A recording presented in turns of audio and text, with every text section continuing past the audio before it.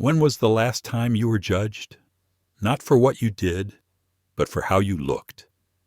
On a flight meant to be routine. A black lawyer settled quietly into his first-class seat.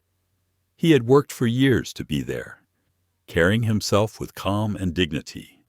Yet in a single moment, all of that was questioned. A flight attendant doubted his right to sit there, stripped away his respect before a cabin full of strangers, and in a shocking instant, struck him. Now pause and imagine if you were in his place. How would you respond? Would you shout? Defend yourself with anger? Demand justice right there? Or would you hold your silence, letting the truth speak louder than rage? This is not only a story about one man's humiliation. It is about how his choice in that moment sparked a ripple that reached far beyond a single plane. Stay with us, because what began with an act of prejudice became a movement that changed the skies. Before we dive in, don't forget to like, share, and subscribe to our channel. Your support helps keep stories like this alive. Dallas-Fort Worth International Airport buzzed like a restless beehive that late afternoon. Rolling suitcases hummed across polished floors. Voices overlapped in a dozen languages. And the smell of cinnamon rolls drifted from a kiosk near Gate C-24. It was an ordinary travel day for most, yet the air held the kind of hidden electricity that only reveals itself in hindsight when one single moment changes everything. Marcus Hill adjusted the strap of his leather briefcase and moved steadily through the crowded terminal. At 45, he carried himself with the confidence of a man who had fought for his place in the world and earned it many times over. His suit was a deep navy, tailored to fit a frame that was neither flashy nor fragile. He looked like what he was: a seasoned professional, disciplined, comfortable with power, but not enslaved by it. To any stranger passing by, Marcus might have seemed like another businessman rushing for his flight.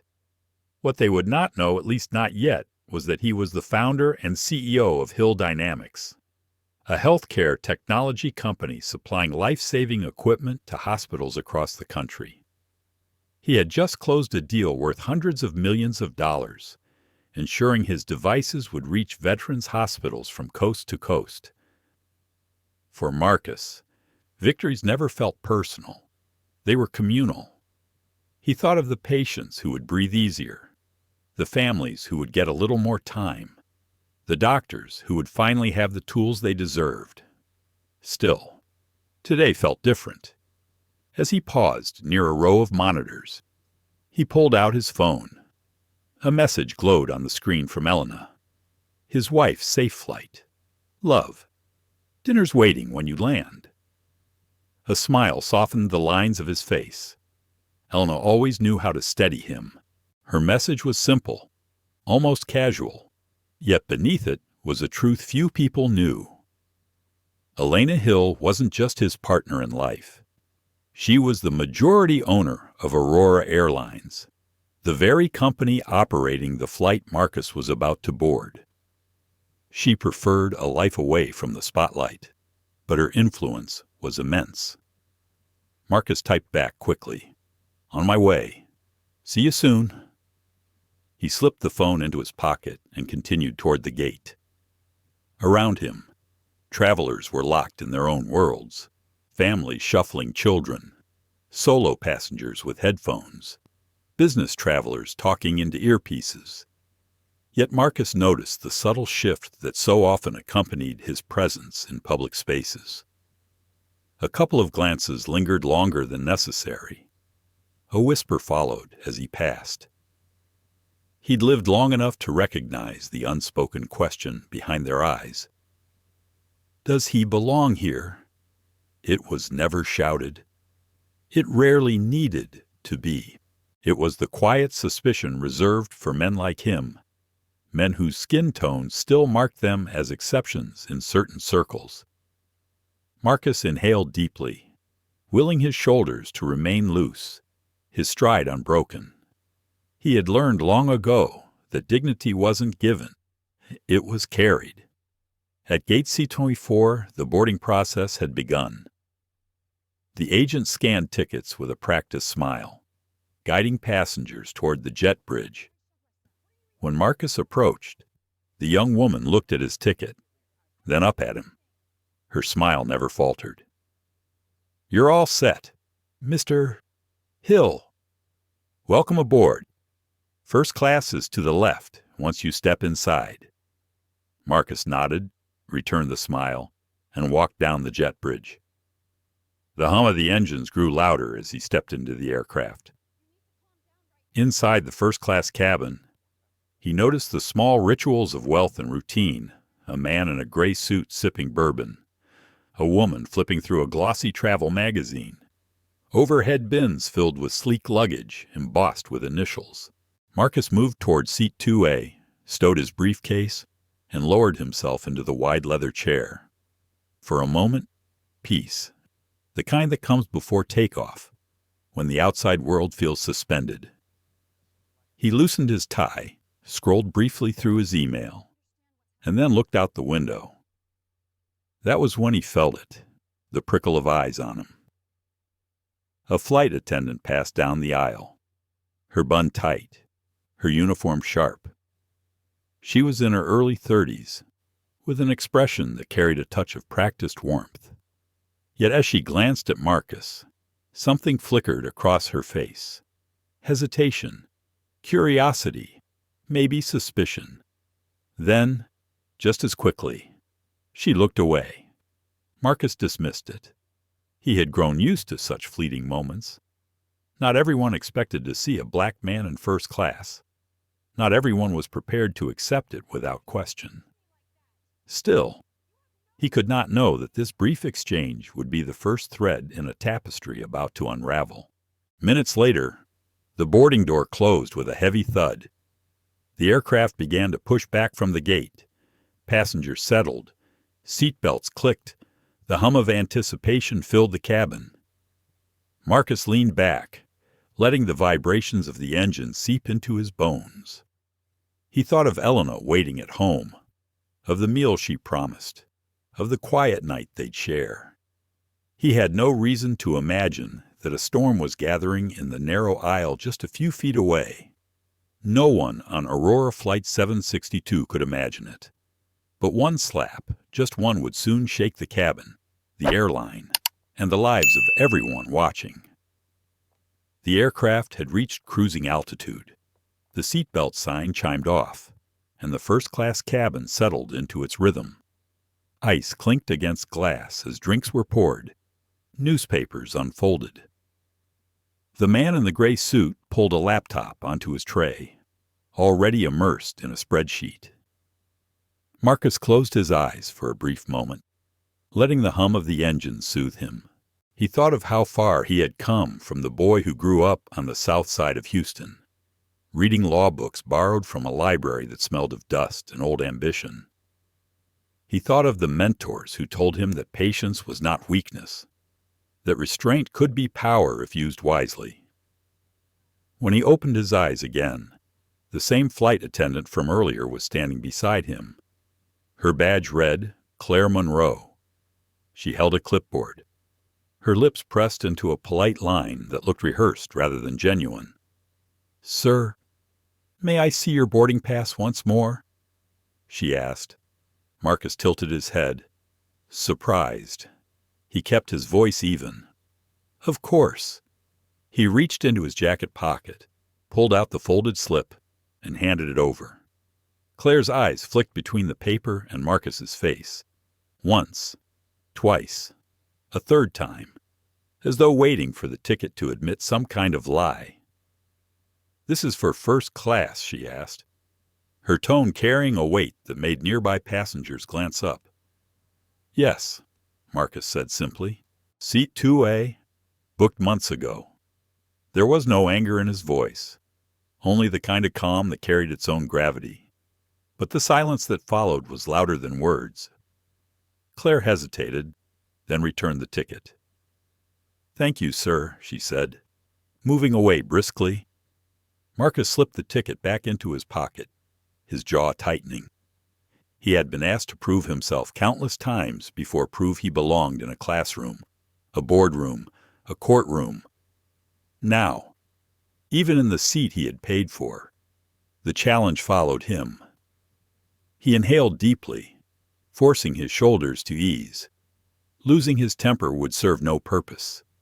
Still, he felt the sting, not from the question itself, but from the way she asked, as though his very presence was improbable. 2 rows back, a middle-aged couple whispered. Marcus caught only fragments, strange, never seen. He looked out the window, letting the sky swallow their words. A tray of drinks came next. Claire returned with a cart, her voice smooth as she offered champagne to the businessman across the aisle, wine to the woman with the magazine. When she reached Marcus, her tone sharpened by an almost imperceptible degree. "Would you like water soda?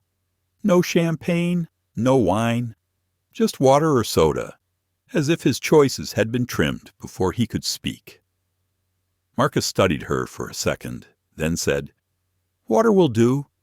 He accepted the glass, took a measured sip, and leaned back. He thought again of Elena. If she were here, she'd remind him to pick his battles. She had a way of turning anger into strategy, a way of channeling storms into change. But Elena wasn't on this flight. He was alone, and every glance around him whispered that fact. Time passed. The movie screens flickered on, casting pale light across the cabin. Marcus tried to focus on an email draft, but his thoughts wandered. Why had Claire singled him out? Was it suspicion, bias, habit? He didn't know. What he did know was that she had checked his ticket twice in front of other passengers, planting seeds of doubt where none should exist. The humiliation was subtle, but no less sharp. An hour later, Claire reappeared. This time, her request carried less courtesy. "Sir, could you step aside for a moment? There seems to be a seating error." Marcus looked up slowly. "An error? Yes," she said. "If you'll come with me, we can sort it out." Her voice was cool, practiced, but her eyes betrayed something else, a flicker of certainty that he did not belong where he was. Marcus stood, buttoning his jacket with deliberate calm. He felt the eyes of the cabin latch onto him, curiosity thick in the recycled air. As he followed her down the aisle, whispers trailed behind. He walked past the businessman with the bourbon, past the woman with the magazine, past the couple who had whispered earlier. Their gazes clung to him as though he had been caught sneaking into a world that wasn't his. In the galley near the curtain dividing first class from economy, Claire turned to him. "There's been a mistake," she said. "You'll need to move to a seat in coach. It seems your ticket was misbooked." Marcus's brows drew together. "That's impossible. I purchased this seat months ago." Her voice hardened. "I don't have time to argue. Please take your things and follow me." For a moment, Marcus considered pressing the issue. He considered demanding a supervisor, raising his voice, calling attention to the injustice in real time. But then he stopped himself. He could feel the weight of the other passengers' stares pressing in, hungry for a scene. That was what some of them wanted, proof that he was out of place. He would not give it to them. Instead, Marcus drew a slow breath and said, "Very well." He collected his briefcase from the overhead bin, adjusted his jacket, and followed Claire into the narrower, more crowded rows of economy. The air felt different, there denser, louder. Children squirmed in seats. Flight attendants squeezed past with trays. Voices overlapped in a chorus of ordinary travel. Marcus slid into the seat she indicated, stowed his briefcase at his feet, and sat in silence. The space was cramped. the cushion worn, but he carried himself with the same posture as in first class. Dignity was not a seat number. It was a choice. From across the aisle, a young girl watched him. Her skin was the same shade as his, her braids tied with pink ribbons. She whispered something to her mother, who gave Marcus an apologetic smile. He returned it with the faintest nod. In that exchange, Marcus felt a quiet responsibility settle on him. This wasn't only about him. Every move he made, every word he spoke, was a message whether he wanted it to be or not. He reached for his phone and typed a short message to Elena. "There's been an incident. Stay alert." He hit send, tucked the phone away, and leaned back. His mind was already moving ahead, past the sting of humiliation, past the cabin filled with whispers. He knew something was unfolding here, and though he didn't yet see its full shape, he was ready. Meanwhile, Claire returned to the first-class cabin, her stride brisk, her expression taut. She told herself she had done the right thing.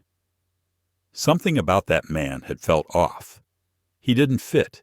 She couldn't explain it, but her instincts told her she was protecting the integrity of the flight. Still, as she poured another drink, her hand trembled slightly. She looked toward the curtain that separated first class from economy. An unease gnawed at her. She had no idea that the man she had just demoted with a few clipped words wasn't only a passenger. He was a man with the power to change her world. She had set events into motion that could not be undone. Marcus sat quietly in his narrow seat, his eyes closed, his face calm, but beneath the surface, his thoughts gathered like a storm. He replayed Claire's words, the subtle disbelief in her tone, the way she looked at him as though his existence in first class required proof. It was not new, but this time he would not let it pass as just another indignity. Not when Elena was waiting at home, not when he carried the strength of every battle he had fought before. The engines roared steady outside, the cabin lights dimmed, and somewhere between the silence of his breath and the hum of the sky, Marcus decided this would not end here. The hours in the air stretched long, heavy with unspoken tension, in economy. Marcus kept his posture steady, his back straight, his eyes on the small screen flickering in front of him. The movie playing hardly registered. His thoughts were elsewhere on the sting of humiliation, on the memory of Claire's clipped tone, on the gazes of strangers who had silently approved or silently judged. He had endured slights before, but this one was different. This one happened in full view, in a cabin that had paid for comfort and instead delivered shame. From the row across, little Maya continued sneaking glances at him. She whispered questions to her mother, who hushed her gently. Marcus gave her the smallest of smiles, a gesture that said, "I see you, young one. I see the curiosity in your eyes." He wondered what story she would carry away from this flight. Would she tell her friends about the man who had been moved from first class to coach? Would she absorb the message that her place was always conditional? He prayed silently she wouldn't. His phone buzzed once in his jacket pocket. He retrieved it discreetly, shielding the screen. Elena had responded, "I trust you. Tell me more when you land." Her words steadied him, as they always did. She didn't ask for details. She didn't press. She simply reminded him that she was there, that she was watching from a distance, ready if needed. Marcus slipped the phone back, closed his eyes, and inhaled deeply. Patience. That had always been his weapon. But patience was thinning, stretched to the edge. Meanwhile, in first class, Claire's discomfort simmered. She moved briskly up and down the aisle, pouring drinks, delivering warm towels, answering questions with her perfected smile. Yet each time she passed the curtain that separated the cabins, a sliver of doubt tugged at her. Had she overstepped? She replayed the exchange in her mind, his calm voice, the ticket in his hand, the certainty in his gaze, but her instincts screamed otherwise. Something about him hadn't fit, she told herself. That was why she acted. To maintain order, to prevent trouble. She needed to believe that. Daniel Brooks, the businessman across the aisle from where Marcus had first sat, had not forgotten. He remembered the look on Marcus's face when Clare questioned him again and again. Daniel wasn't the type to intervene, not usually, but something about the scene gnawed at him. He had seen the ticket. It had been valid. He had heard the tone Clare used, sharper, colder than when she spoke to others. And he had watched Marcus accept it all with a grace Daniel wasn't sure he could have managed. Now Daniel leaned back in his leather seat, a sour taste in his mouth. He reached for his bourbon, but the drink no longer offered comfort.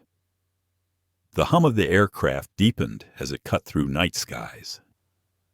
Dinner service rolled out in first-class filet mignon, plated with precision. Glasses refilled with vintage wine. In economy, trays clattered down.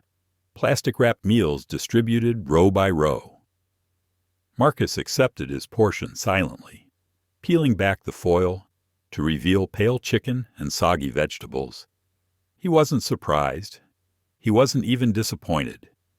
It wasn't the food. It was the principle. He had paid for one experience, been forced into another, and everyone around him had seen it happen without protest. Everyone except that little girl with the pink ribbons, whose eyes held a question bigger than she could put into words. Clare entered economy briefly, scanning the rows. Her eyes fell on Marcus. She stiffened, adjusting her posture, as though reassuring herself she had made the right call. Then, noticing his briefcase tucked at his feet, she frowned. Regulations said carry-ons belonged overhead. She approached. "Sir, your bag should be in the bin," she said flatly. Marcus looked up. His voice was calm, even. It contained sensitive documents. "I'd prefer to keep it close." Her lips thinned. "Rules are rules. Please place it overhead." Marcus held her gaze for a long moment. Then, slowly, he rose, retrieved the bags, and stowed it. Not a word more. But the interaction drew eyes once again. Passengers whispered. A murmur rippled. Clare walked away, but unease pressed against her chest. Why did his silence feel heavier than anger? Why did she feel as though she had lost something in that exchange? Marcus sat back down, his mind circling. Each moment added weight to the scales, each slight cut deeper. He reminded himself of every courtroom where he had stood calm against accusation, every negotiation where he had outlasted arrogance, every memory of his father telling him that a man's dignity was not for others to decide.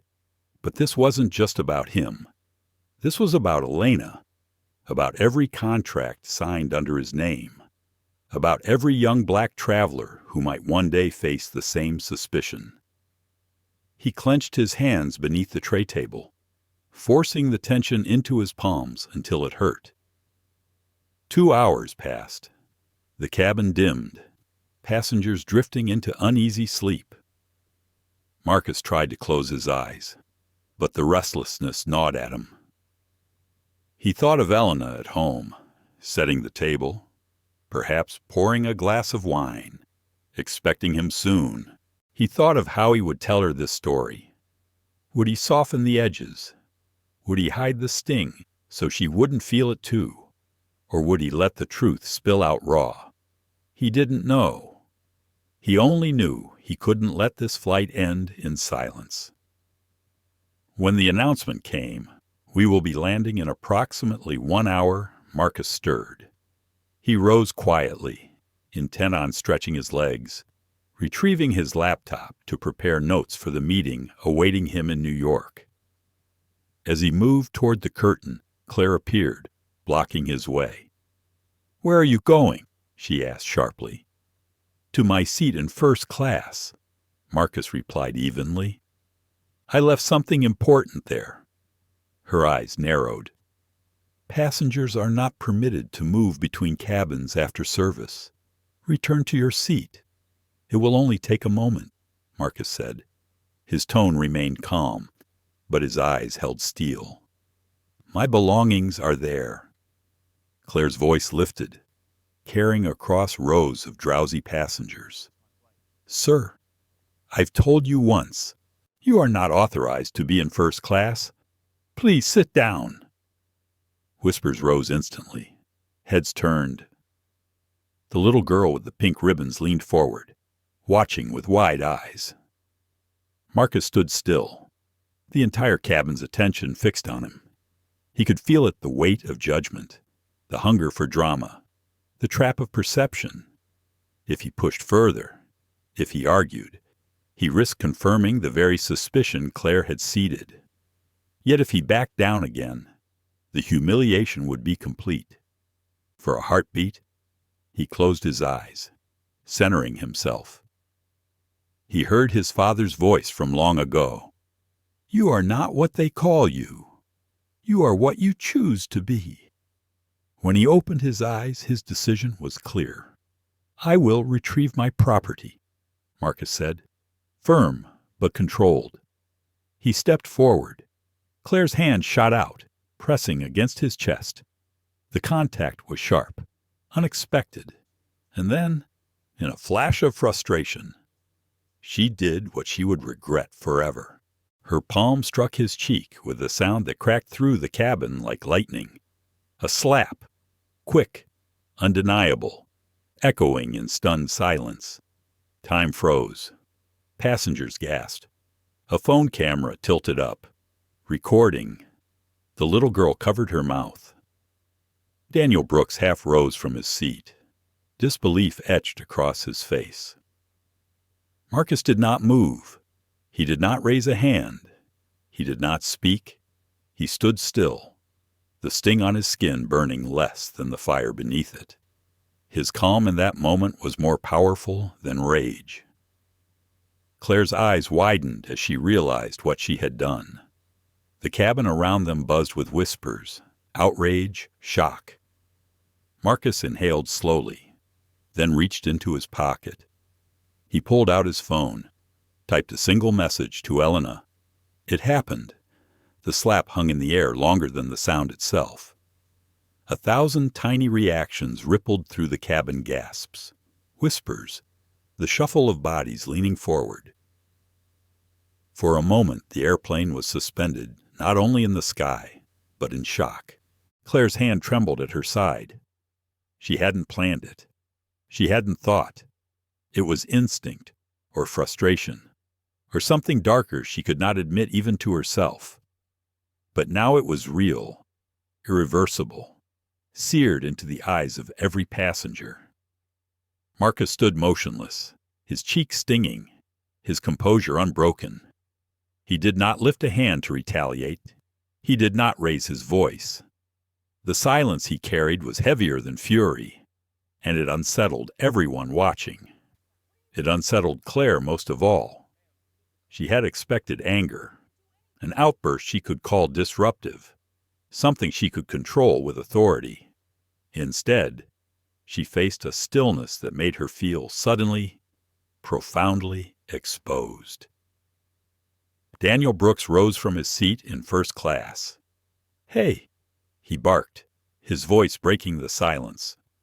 What the hell was that? Other passengers began murmuring louder now, voices rising with outrage. A woman pulled out her phone, holding it high, recording. The scene was no longer private. It was evidence, alive, spreading. Marcus turned away from Clare without a word. He returned to his seat in economy, lowering himself slowly, deliberately, as though reclaiming control of his own narrative. His phone glowed briefly as he checked Elena's reply. It was only 3 words, "I'm watching closely." That was enough. Claire remained frozen in the aisle. Her heart pounded, her mouth dry. Training manuals had not prepared her for this.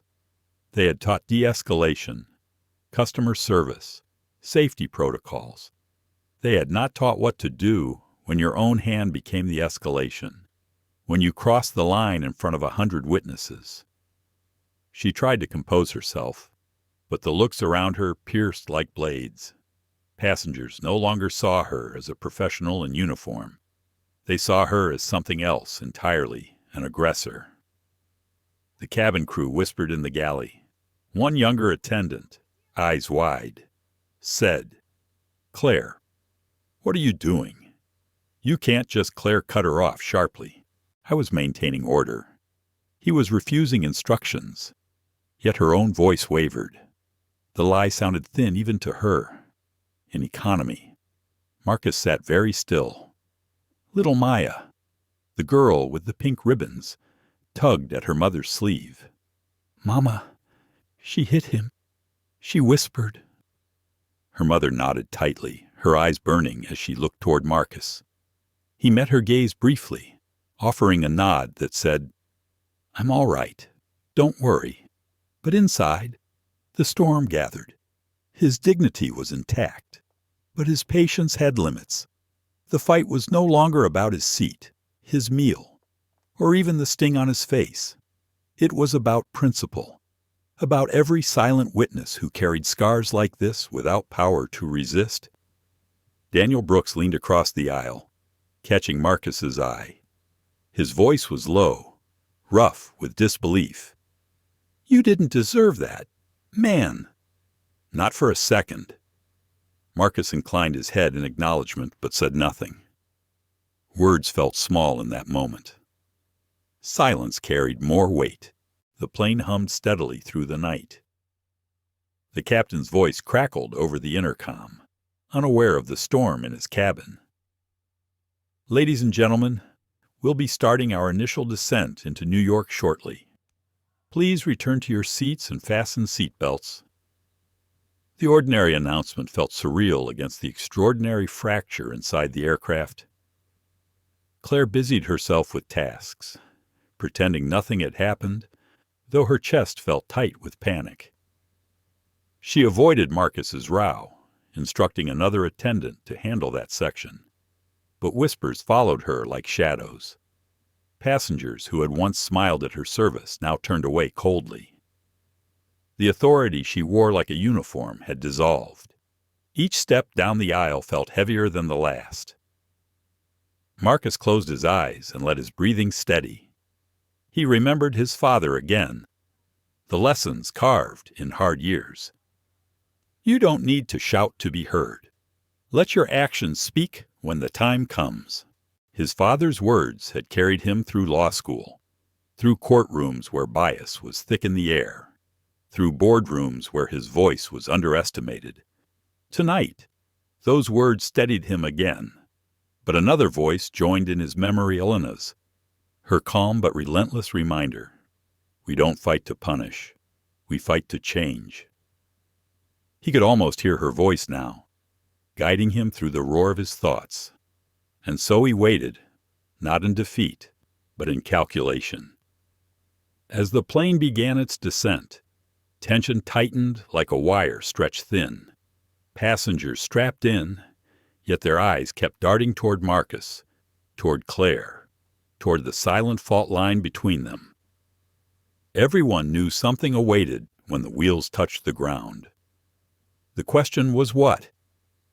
Claire tried to compose her report in her head.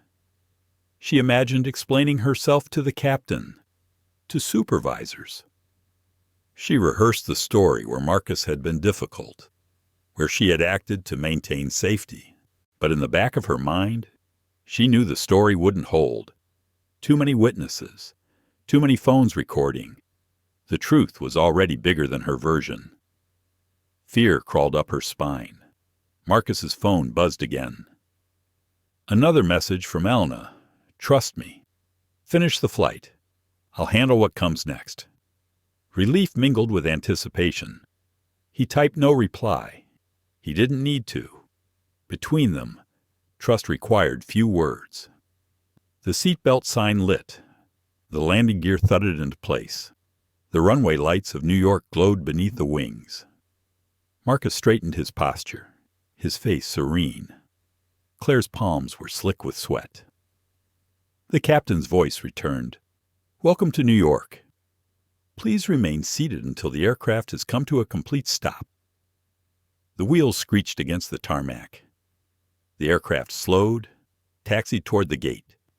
The cabin filled with the shuffle of passengers eager to stand, to collect bags, to leave behind what they had witnessed. But tonight, leaving would not be so simple. As the plane came to a halt, the cabin door opened. Uniformed security officers stepped inside. Gasps rose. Passengers craned their necks, expecting the familiar spectacle, a disruptive passenger escorted off. All eyes turned to Marcus. Some prepared to feel relief that order had been restored. Others prepared to feel outrage at another injustice. The air was thick with expectation. But then the officers walked past Marcus without pause. They walked down the aisle, straight toward first class. They stopped in front of Clare Monroe.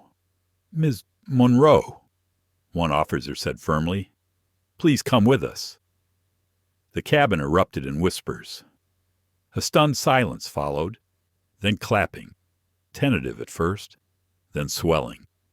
Passengers applauded, not out of joy, but out of recognition that justice, for once, had moved quickly. Claire's face drained of color.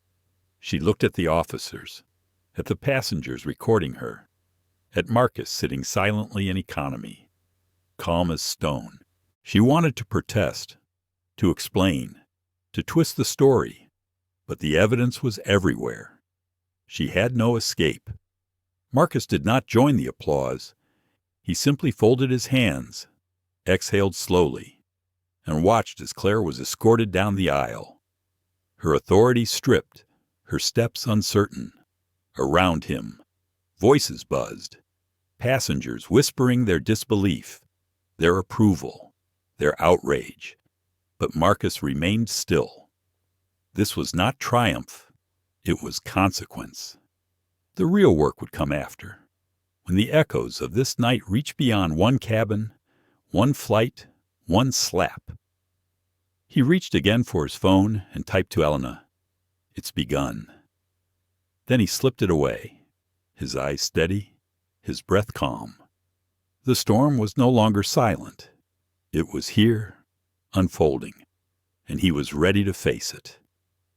The clapping faded as passengers reached for their bags, eager to leave the confined space that had turned into a courtroom without walls. The jet bridge hummed with footsteps and voices. Some avoided Marcus's gaze as they passed, embarrassed by what they had witnessed. Others gave him small nods of solidarity, gestures brief but sincere. He accepted them all in silence. Words were unnecessary. The truth had been carved into memory already.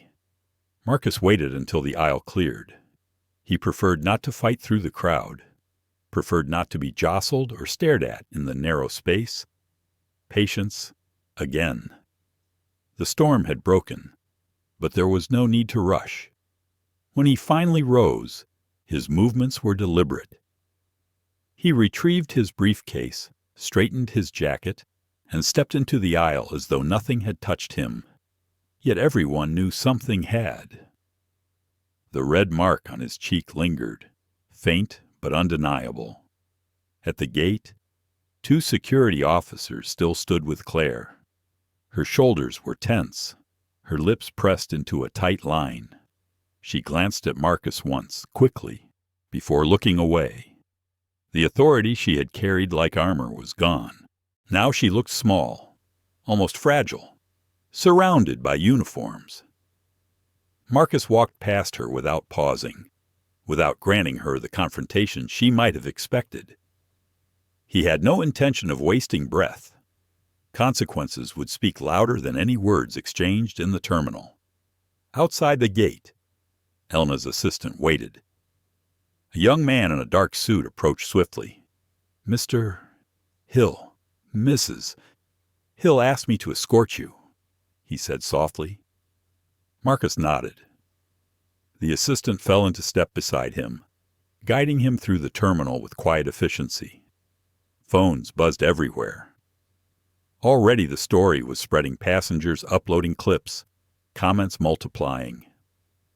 The slap was no longer contained within Flight 762. It was airborne across the internet.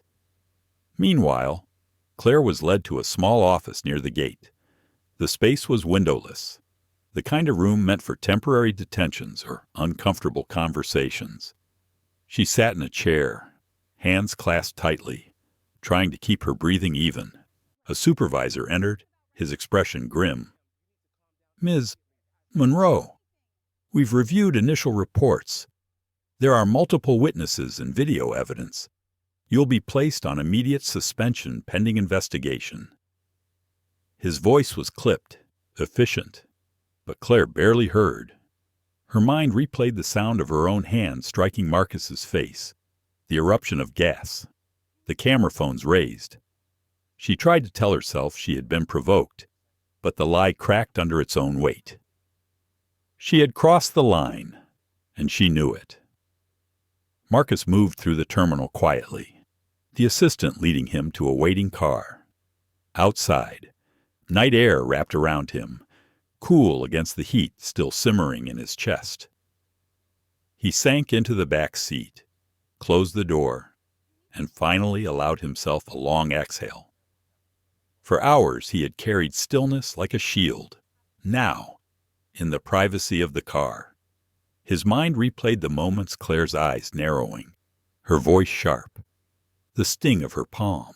He touched his cheek briefly, not in pain, but in acknowledgement of what had transpired. Then he let his hand fall, determination settling deeper than the bruise. The driver pulled away from the curb. City lights streaked across the window as they sped toward Manhattan. Marcus stared out, silent. He thought of Elena.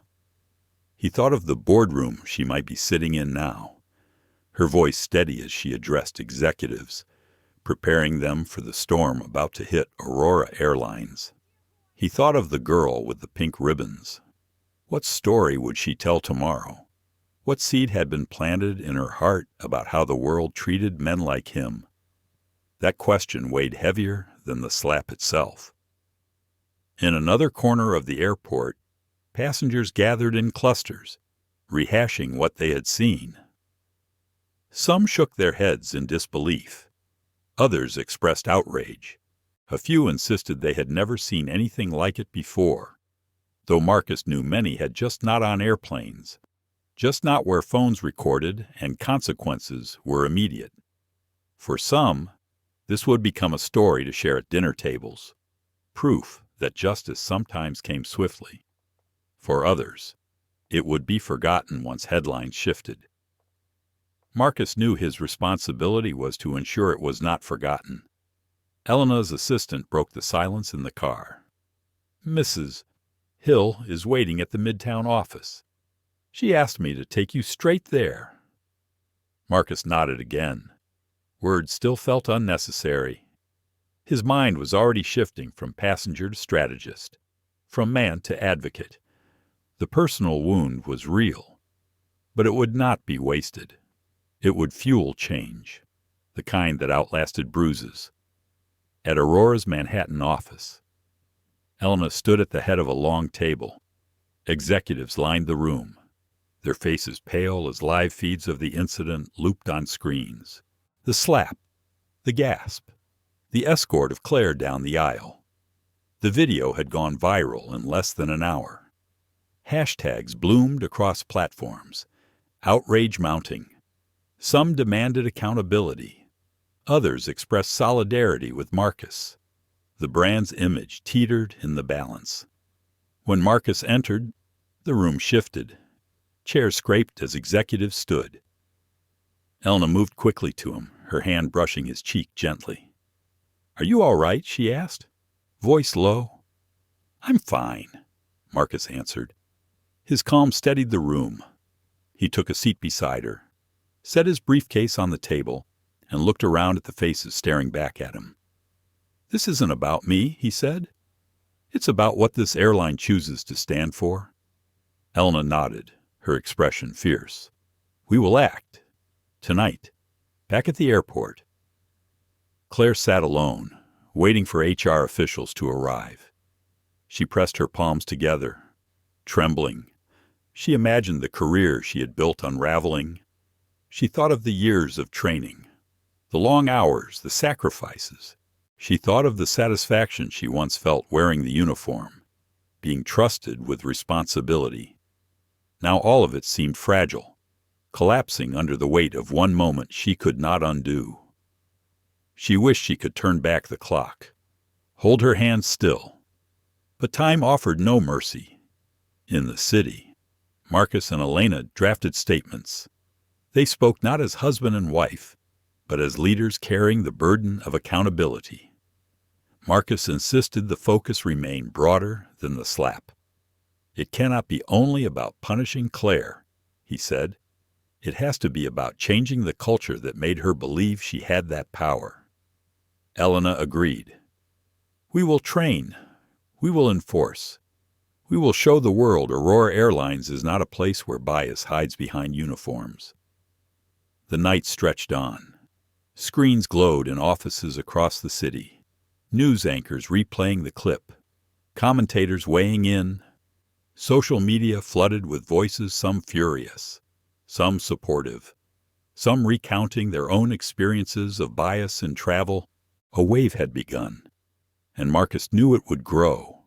He felt the weight of it, but he did not shrink. He carried it, the way he had carried every challenge before, with a stillness that masked the fire beneath. As dawn approached, the mark on his cheek faded, but the resolve in his chest burned brighter. The incident was no longer just his story. It was a mirror held up to the world, reflecting questions that demanded answers. Marcus understood the responsibility. He would not let silence close over it. Not this time. The office windows stretched high above Manhattan, catching the early light of dawn as it spread across the skyline. Marcus sat at the long conference table, his jacket folded neatly over the back of his chair, a cup of untouched coffee cooling in front of him. The night had been long, yet sleep had never tempted him. His mind was alive, looping back through every moment of the flight, the questions about his seat, the escort to economy, the sting of Claire's palm. He had replayed it so many times that the details blurred, not because he wanted to forget, but because he wanted to understand. Elena entered quietly, carrying her own cup of coffee, her hair pulled back, her expression calm but sharp. She slid into the chair beside him. For a moment, they sat in silence, listening to the hum of the city waking below. Then she reached across the table and placed her hand over his. "I hate that it happened to you," she said softly. "I hate that I wasn't there." Marcus shook his head. "It's not the first time, and it won't be the last." His voice was steady, but Elena heard the weight beneath it. "You don't deserve this, Marcus. You've built more than most men ever dream of. And still, they look at you and see only what they expect." He studied her face, the steel in her eyes that had carried her through boardroom battles and shareholder disputes. "That's why we can't just punish Clare and walk away," he said. "If it ends there, the system stays the same. Someone else will do it again. Maybe not on a plane, maybe in a hotel lobby, or a courtroom, or a school hallway, but it will happen again." Elena nodded. "Then what do you want to do?" Marcus leaned back, staring at the ceiling lights. He thought of Maya, the little girl watching him from across the aisle. Her wide eyes had taken in everything, every injustice, every silence. I want to make sure she grows up in a world where she doesn't think humiliation is normal, he said, where she doesn't carry the same doubt I did as a boy, wondering if every room I walked into was a room I didn't belong. Elena squeezed his hand tighter. You've always carried the weight for more than yourself. That's why you're different. He smiled faintly. It's not about being different. It's about being tired of seeing the same story play out. The room grew quiet again. Outside, the city was shifting into full motion. Taxis streaking down avenues, office towers lighting up one floor at a time. Marcus thought of the many mornings he had walked into meetings where respect had to be earned twice, once for his role, and once for the color of his skin.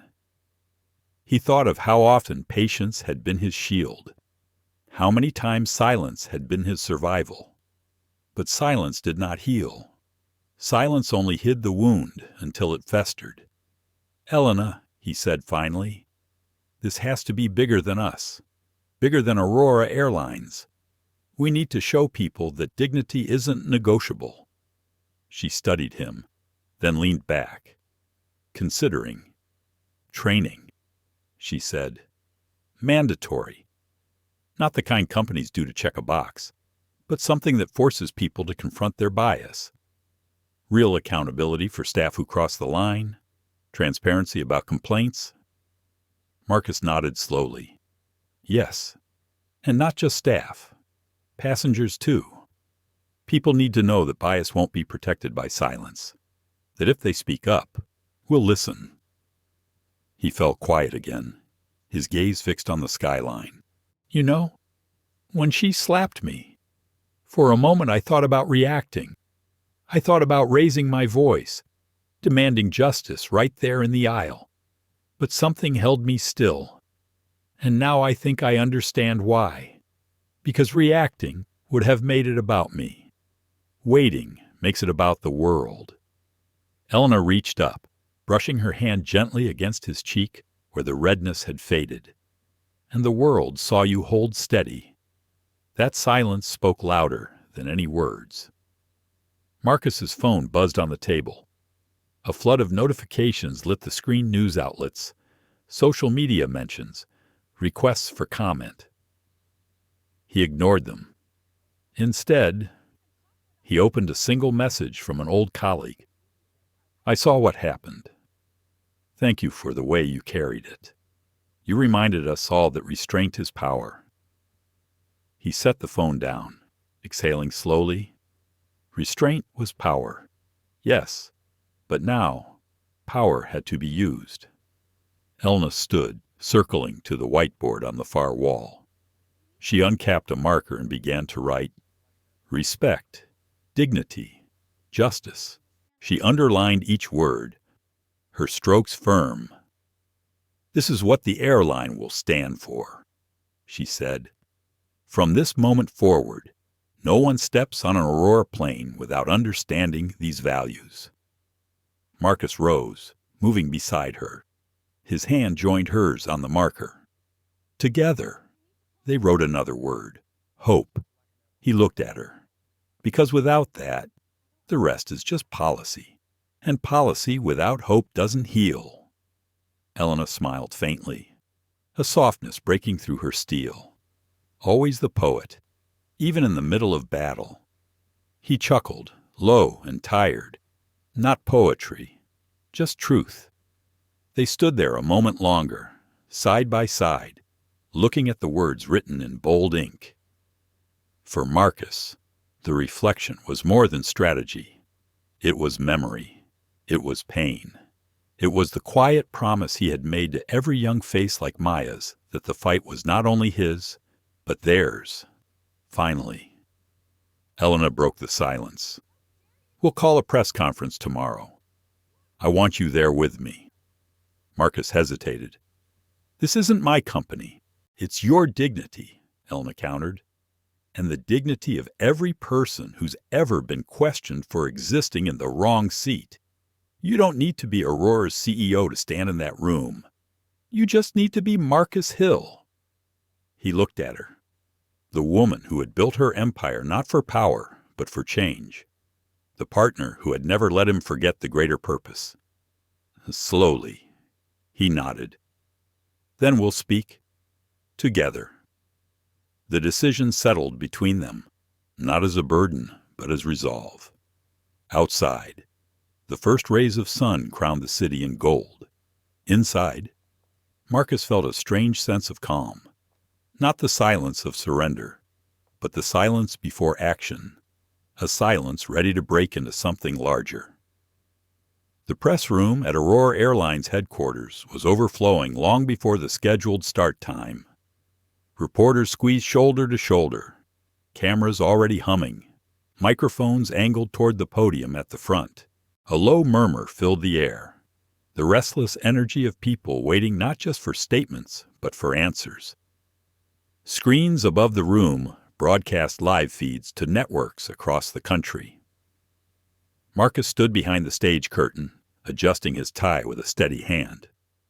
The knot felt tighter than usual, not because he lacked composure, but because he understood the gravity of what was about to unfold. He could handle a courtroom with thousands of eyes on him, but this was different. He wasn't speaking for one client or one verdict. He was standing in the crosshairs of history, representing every person who had been questioned for sitting in the wrong place at the wrong time. Elena placed a reassuring hand on his arm. Her own expression was unreadable, but her presence was unshakable. "Remember," she whispered, "you're not here to perform. You're here to tell the truth.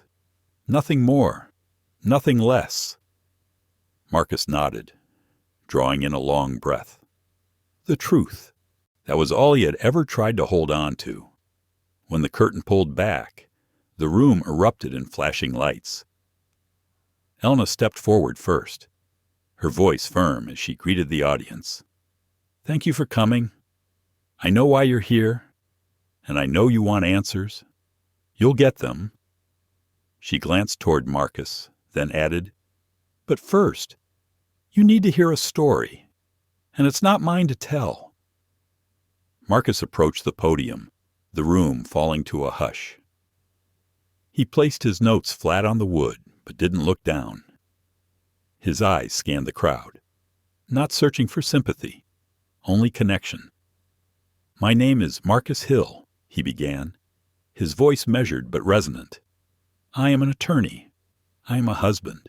I am a father. And last week, on Flight 762, I was treated as if none of that mattered." The words hung in the air, simple but heavy. He allowed the silence to linger before continuing. "I boarded first class with a valid ticket. I was questioned, removed from my seat, escorted to the back of the plane, and when I resisted quietly, when I refused to accept humiliation without reason, I was slapped." Gas rippled through the crowd, though the story had already circulated on news outlets. Hearing it from his mouth was different, unfiltered and stark. I didn't raise my voice. I didn't fight back, because I've lived long enough to know that sometimes silence speaks louder. I knew the truth would reveal itself, and it did. He leaned slightly forward. "But this isn't about me. It never was. This is about the systems that let prejudice walk down the aisle unchecked. This is about the little girl who watched it happen and wondered if her place in the world would always come with conditions. This is about every person who has been told, in 1,000 subtle ways, 'You don't belong here.'" The room was still. Even the clicking cameras paused. Marcus's voice softened. "I am not here for vengeance. I am here for change. Aurora Airlines will not treat this as a single mistake. We will address bias with the seriousness it deserves. And my wife, Elena Hill, as owner of this airline, has committed to reforms that will not only change how we fly, but how we see one another. He stepped back. Helena took her place again, outlining the measures: mandatory anti-bias training, transparent reporting systems, accountability for violations, and a new division dedicated to equity and passenger dignity. Her tone was sharp, the cadence of someone who had built an empire brick by brick and was unwilling to let it crumble on prejudice. When the floor opened for questions, hands shot up like sparks. A reporter from a national network asked, "Mr. Hill, why didn't you defend yourself in the moment? Why remain silent when you were assaulted?" Marcus considered his response carefully. Because sometimes the loudest thing you can do is stand still and let the world see what it doesn't want to see. If I had shouted, if I had fought, the narrative would have shifted. It would have been about an angry man on a plane. Instead, it became about the truth of bias. That truth is harder to ignore. Another journalist asked Helena, "Do you worry this scandal will damage Aurora Airlines permanently?" Helena's lips curved into a faint smile. "Not if we lead with integrity. Mistakes destroy companies when they're hidden. When they're confronted, they can transform them." The questions rolled on about Clare's suspension, about passenger testimonies, about whether Marcus would pursue legal action. To each, his answers were calm, steady, never vengeful. His restraint carried the same quiet power it had on the plane, a power that made the room lean in closer, as if they were hearing not just a man, but a mirror of their own experiences. Outside the building, protesters had gathered with signs, "Dignity in the skies and respect every passenger." The story had already spilled beyond the walls of Aurora Airlines. It was becoming a symbol, a movement. After the conference ended, Marcus and Helena walked together down the back hallway, away from the noise. For a while, they didn't speak. The air smelled faintly of coffee and old wood polish, grounding them in a place that felt ordinary despite the extraordinary weight of the day. Finally, Helena broke the silence. "You know what you did in there." Marcus raised an eyebrow. "Spoke the truth. You gave them hope," she said. "That's rarer than justice." He smiled faintly, but his eyes were distant. He thought of Maya again, her small face pressed against the airplane window, absorbing everything. He wondered if she had seen the press conference, if she understood that his silence had been for her as much as for himself. As they reached the exit, Helena squeezed his hand. "This isn't over, but we've begun." Marcus nodded slowly. "Yes, we've begun." The press conference had barely concluded before clips flooded the airwaves and social media feeds. Marcus's words, clipped into 30-second sound bites, were replayed endlessly. Sometimes the loudest thing you can do is stand still. Hashtags multiplied. No, stand still. Or dignity in the skies. Aurora Airlines. For some, his silence became a symbol of restraint and courage. For others, it was a call to confront the quiet prejudice woven into daily life. On talk shows that evening, commentators debated the incident. One anchor leaned forward at her desk and said, "What we're witnessing isn't just about one flight attendant. It's about how bias hides in plain sight. Mr. Hill's response has given the nation something to reflect on." Another panel argued whether Aurora Airlines could survive the scandal, whether Elena's reforms were enough. But outside studios and boardrooms, the public had already chosen sides. Videos of Marcus sitting calmly in economy, while passengers whispered around him, drew millions of views. Parents showed the footage to their children, pointing out his composure. College students shared it with captions like, "This is what grace under fire looks like." At community centers, pastors and teachers quoted his words in sermons and lessons. The slap that was meant to belittle had sparked something larger, an uncomfortable, necessary conversation. While the world debated, Clare Monroe sat alone in her apartment, blinds drawn, her phone buzzing endlessly with notifications she refused to check. Her suspension had gone public. Her name trended online, dissected by strangers who didn't know her face yesterday, but now judged her every decision. Headlines labeled her the slapping flight attendant, a phrase she couldn't escape. She switched off her phone, but silence offered no refuge. Her mind replayed the moment again and again, the slap, the collective gasp, Marcus's stillness afterward. She pressed her hands to her temples.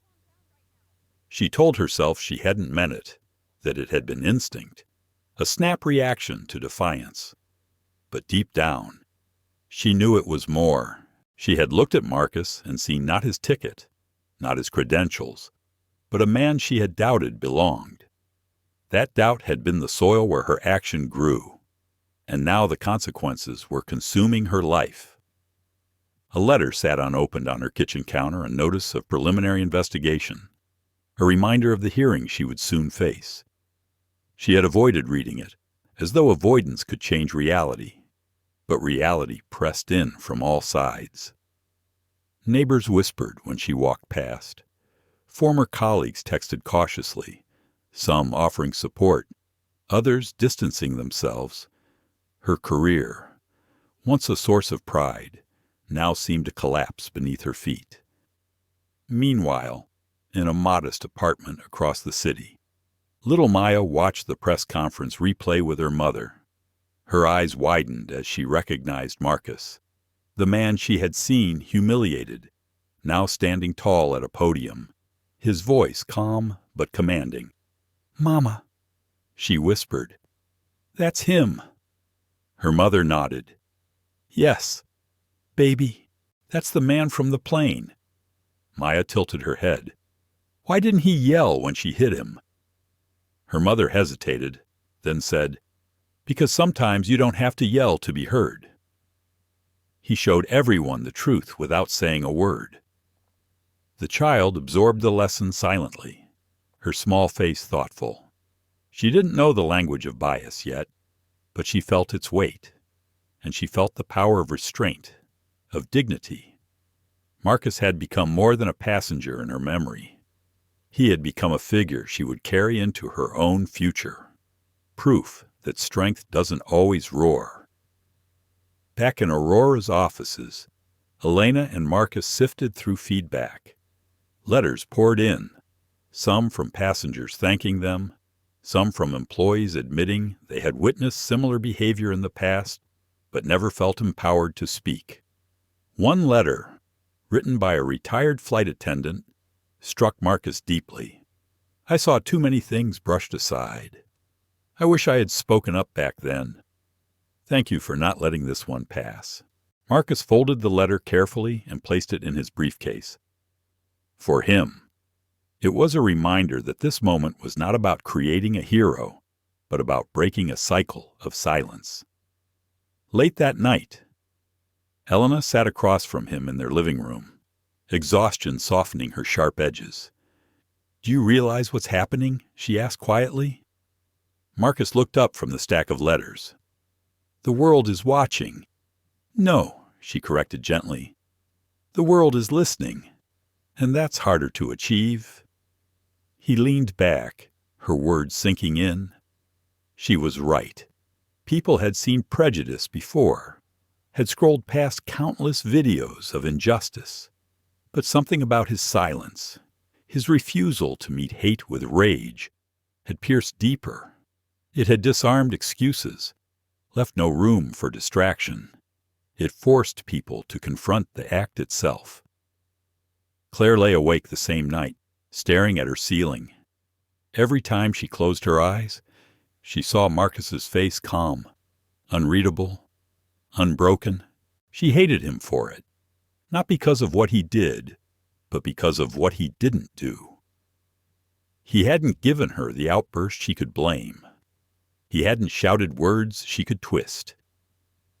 He had left her with the truth, raw and undeniable.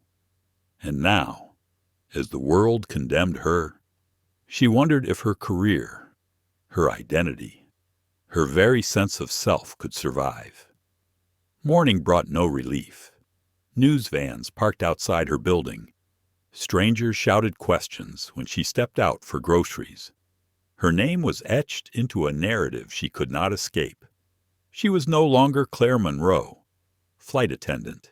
She was Clare Monroe, the woman who slapped Marcus Hill. And that label, she feared, might follow her forever. At the same hour, Marcus walked into his office at Hill Dynamics, greeted by colleagues who offered quiet nods of respect. He didn't linger on their faces. Instead, he focused on his desk, where another stack of letters awaited. He read each carefully, his silence as deliberate as it had been on the plane. Every voice, every story mattered. Among them was a handwritten note from a young law student. I saw what happened to you. I've doubted myself in every lecture hall, wondered if I belonged. Watching you stand silent gave me strength. If you can carry that weight, maybe I can too. Marcus set the letter down gently, his chest tight with something between grief and hope. He realized then that the fight had already shifted. It was no longer about a seat, a slap, or a single airline. It was about the ripple effect, about how one act of humiliation could be transformed into 100 acts of courage. The conference room where Clare Monroe sat waiting felt colder than any cabin she had ever worked in. The walls were plain, lined only with framed photographs of Aurora Airline's early days, smiling crews from decades past, aircraft gleaming on runways, slogans about excellence and care. Those images mocked her now. She sat at the end of a long table, fingers clenched, eyes fixed on the door where her fate would soon walk in. Across from her sat 2 human resources officials and a legal advisor. They whispered among themselves, occasionally glancing her way. A folder lay open in front of them, thick with papers and printouts, her career condensed into performance reviews, complaints, and now the incident report from Flight 762. The weight of it pressed against her chest. When the door opened again, Elena Hill stepped inside, flanked by 2 executives. Claire's heart dropped. She had known Elena would be involved, of course the airline owner herself, but seeing her in person, composed and radiant, was different. Elena's presence carried gravity. It was not anger that unsettled Clare, but the quiet authority in her eyes. Elena sat at the head of the table, folding her hands. "Ms. Monroe," she began, her voice steady. "You know why we're here. This is not about a bad day or a single mistake. This is about an action that has consequences, not just for you, but for every person who steps onto our aircraft." Clare swallowed hard. Her voice cracked when she spoke.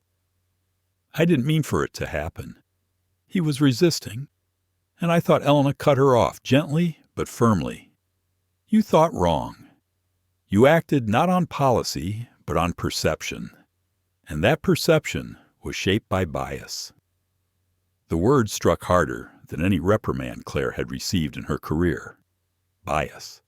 The word she had avoided naming. It echoed in her ears, tearing through the defenses she had built. She wanted to argue, to defend herself, but the images of that night were too clear. Marcus's calm, her slap, the gasps. She lowered her gaze. The HR official spoke next. "There are multiple passenger statements corroborating the event, as well as video evidence. We've also reviewed past reports. While none involve physical contact, there are notes about passengers feeling dismissed or spoken to harshly. Do you want to respond to those?" Claire's lips parted, but no words came. She remembered each note vaguely, moments when she had been impatient, brusque, perhaps harsher with some than others. She had told herself it was stress, long hours, nothing more. But now, under this light, she could no longer pretend. Elena leaned forward slightly. You had a choice, Miss Monroe, every step of the way, to question or to trust, to listen or to dismiss, and in the end, to raise your hand or to keep it still. You chose wrong, and you cannot undo that. Tears pricked Claire's eyes, but she blinked them back. I ruined everything, she whispered. For a moment, silence hung in the room. Then Elena said quietly, You ruined trust, and that is harder to rebuild than a career. The words carved deep. Claire bowed her head, her shoulders trembling. She wanted to beg for another chance, but she knew it would sound hollow. She wanted to defend her years of service, but she knew one moment had overshadowed them all. Finally, the HR official concluded, You are terminated. From Aurora Airlines, effective immediately. You will receive the details of severance and next steps in writing. This meeting is adjourned. Claire didn't move at first. Terminated. The word felt surreal, heavy, final.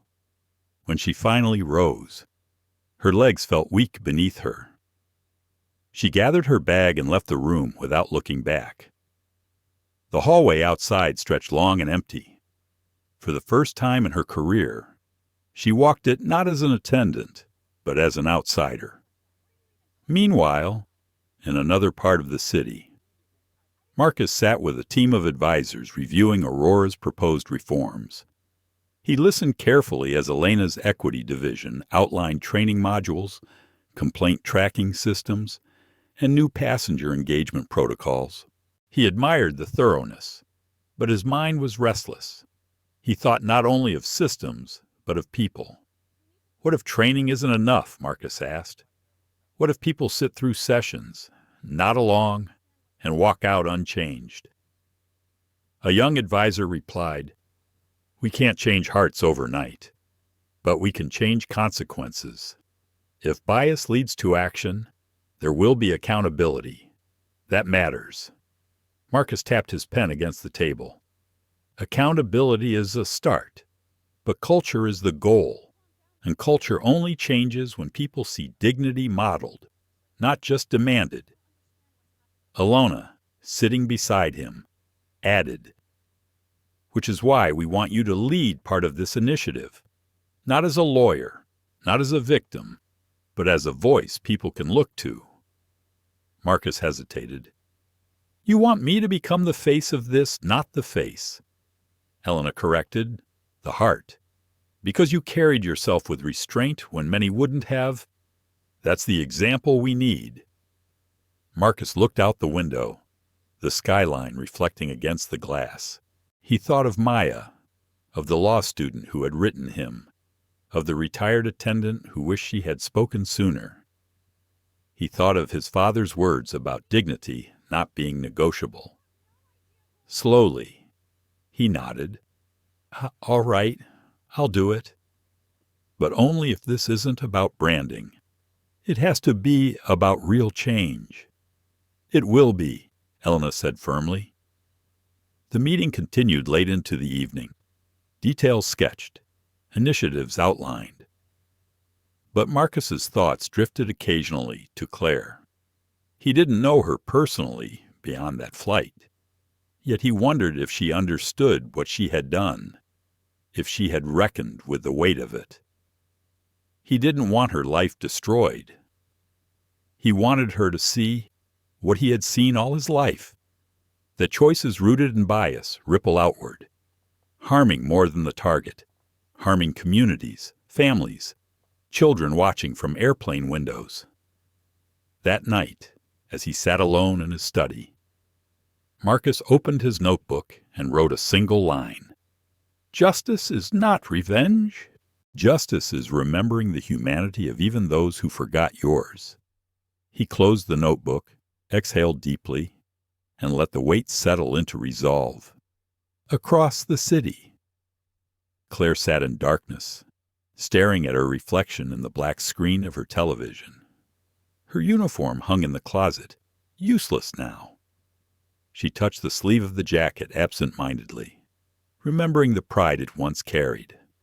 For the first time, she wondered if she could ever learn to see beyond her own reflexes, her own prejudice. The question haunted her, was she ruined, or could she change? At an elementary school in Queens, little Maya sat cross-legged on the classroom rug. Her teacher had asked the students to share something they had seen or learned recently. When it was Maya's turn, she hesitated, twisting the ribbon in her hair. Then she lifted her chin and said softly, "I was on a plane, and a man was treated really bad. But he stayed calm, even when someone hurt him. And now he's helping change things." The classroom grew still. Her teacher blinked, caught off guard by the gravity in Maya's words. "That's a powerful story. Maya," she said gently. "How did it make you feel?" Maya thought for a moment. "It made me feel sad, but also proud, because he didn't yell. He showed everyone what was wrong without saying anything." The teacher nodded slowly, her heart tightening. "Sometimes the strongest voices are quiet ones," she said. "Thank you for sharing."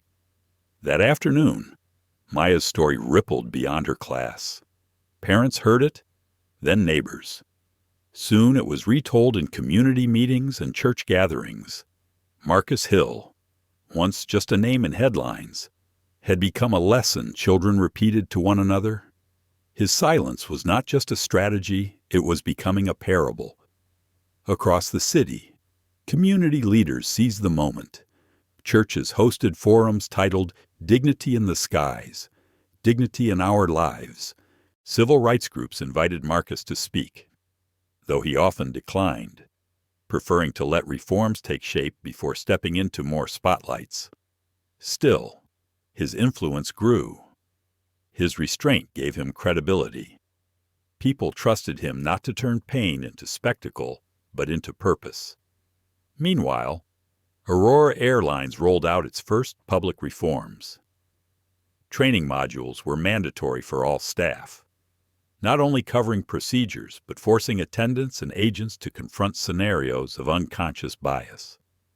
Supervisors were instructed to track not just customer satisfaction, but dignity metrics feedback specifically about how passengers felt respected or disrespected. It was a new language for an old problem, but it caught attention. Other airlines watched warily, knowing their own practices might soon be scrutinized. Marcus observed these changes with cautious optimism. At his law office, he met with clients as usual, but his evenings filled with letters, invitations, requests for comment. He felt the weight of becoming a symbol, though he had never asked for it.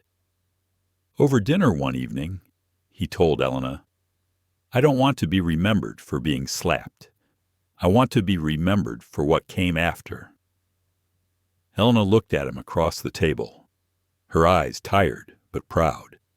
"Then build what comes after. Let the slap be the spark, not the story." But for Clare Monroe, the story was different. In the weeks following her termination, she retreated further into herself. Neighbors avoided her. Old friends stopped calling. At first, she bristled with anger, telling herself she was being scapegoated, sacrificed for optics. Yet as the noise quieted, a deeper realization crept in. She replayed Marcus's silence over and over the way it had stripped her excuses bare.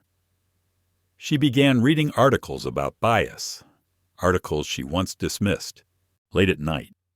She scribbled questions in a journal. Why did I assume he didn't belong? Why did I feel threatened by his calm?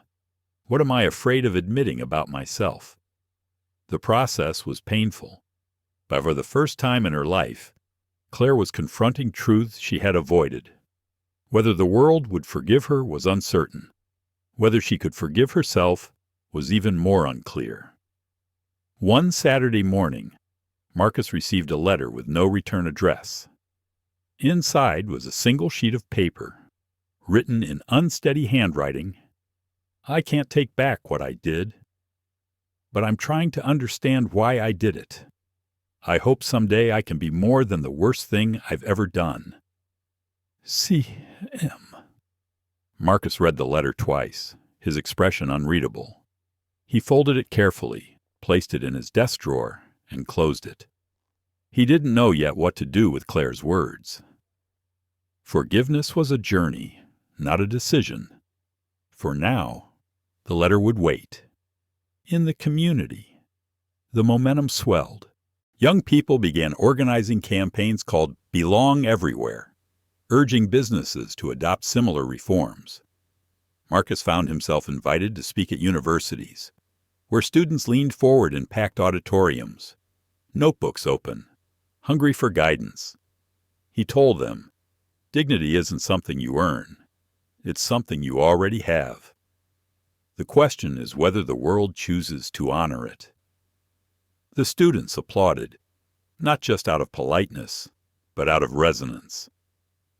At one such event, a young black student stood and asked, "Mr. Hill, how do you stay calm when the world pushes you down?" Marcus paused, then said, "I don't always. I've yelled, I've argued, I've fought. But I've learned that sometimes calm is more disruptive than anger. Silence forces people to sit with what they've done, without distraction. But don't mistake calm for weakness. It's a choice, and it's a hard one." The answer spread across social media. Another clip gone viral. More people now looked to him not just as a victim, but as a teacher. Yet Marcus wrestled privately with the role. Late at night, when the house was quiet, he admitted to Elena, "I never wanted to be a symbol. I just wanted to fly home to you." She touched his cheek gently. "Symbols aren't chosen. They're made. And you can either resist it or shape it. I know which you'll do." He sighed, a faint smile breaking through. "You always know." The movement continued to expand. Community organizations asked Aurora Airlines to share their training materials. Politicians mentioned Marcus's story in speeches about equity. Even competing airlines announced they were reviewing their own policies. What had begun with a slap on a single plane was echoing through industries and institutions.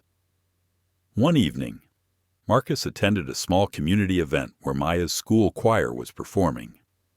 Afterward, Maya approached him shyly, clutching her mother's hand. "Mr. Hill," she asked softly. "Yes," he said, kneeling slightly to meet her eyes. "Thank you for not yelling," she whispered, "because now I know you can be strong and quiet too." Marcus felt his throat tighten. He smiled gently and said, "And don't forget, you can be strong and loud when you need to be too." Maya giggled, her eyes bright, and her mother mouthed a quiet, "Thank you." Driving home that night, Marcus realized that the real impact wasn't in press conferences or reforms. It was in these small ripples in a child's understanding, in a letter from a stranger, in the way communities began to speak words they once buried. The slap had bruised his face, but the silence had carved open a path he hadn't imagined. By the end of the month, Marcus Hill's name was no longer confined to news cycles about airlines. His story had broken into congressional hearings, op-eds in national newspapers, and late-night monologues. Senators quoted him on the Senate floor. Mayors cited his calm as a model for civic discourse. Activists used his words on placards. Dignity isn't negotiable. Aurora Airlines reforms became a case study, praised by some, scrutinized by others. Civil rights organizations lauded the company for swift action, while critics argued the changes were cosmetic, meant to protect profits more than people. Marcus found himself in the middle of the storm, asked to testify, invited to panels, pressed for endorsements. Yet he struggled privately with the role. At Hill Dynamics, his staff whispered about how little they saw him now. His law clients, though sympathetic, began questioning whether he could still give them the focus they deserved. At home, Eleanor reminded him to breathe, to step back when the weight grew heavy. But Marcus couldn't always listen. He felt the current pulling him forward, larger than his own control. One evening, he sat alone in his study, lights dim, letters spread across the desk, thousands of them now, some typed, some scrawled in messy handwriting, stories of discrimination in hotels, in hospitals, in classrooms, stories of humiliation swallowed silently because people feared retaliation. Marcus read until his eyes burned. He felt the responsibility of each voice pressing into his skin. When Elena entered, she placed a hand on his shoulder. "You can't carry them all," she said softly. "I have to," Marcus replied. "If I don't, who will?" She knelt beside him, her gaze steady. "You're not a savior. You're a man, and men need rest too." Marcus closed his eyes, leaning into her touch. He knew she was right. But the letters haunted him, each one a reminder that the slap was not an isolated incident, but part of a larger sickness. He could not turn away, even if it cost him peace. Meanwhile, across the nation, lawmakers proposed the Passenger Dignity Act, a bill that would mandate anti-bias training across all airlines, create an independent body for passenger complaints, and protect whistleblowers. Marcus was invited to testify before Congress. He hesitated, knowing the glare of politics could warp his message. Yet Elena encouraged him. "If you don't speak, others will speak for you, and they won't tell the truth as you lived it." So he prepared. On the morning of his testimony, the Capitol buzzed with reporters. Marcus walked through marble halls, steady in his dark suit, Elena beside him. The committee room was packed lawmakers, activists, airline lobbyists, journalists with pens poised. When his name was called, Marcus sat at the witness table, microphone before him, cameras flashing. He adjusted his papers but spoke without reading. "Madam Chair, members of the committee," he began, his voice calm. "I am not here because of one slap on one plane. I am here because that slap was a symptom of something deeper, something millions of Americans face quietly every day. Bias isn't always loud.